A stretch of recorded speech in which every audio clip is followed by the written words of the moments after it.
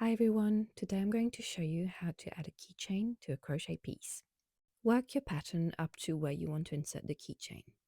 Then insert your hook inside the smaller end of the keychain,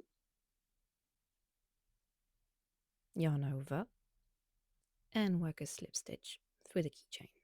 Now you're going to flip the keychain to the back of your work, like so.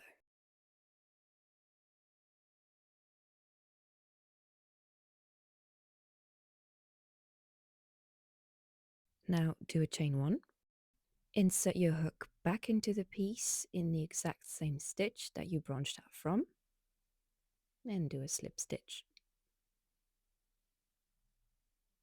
You can now carry on as stated by your pattern, which for me in this instance is a slip stitch. And this is what the attached keychain looks like. Happy hooking, everyone!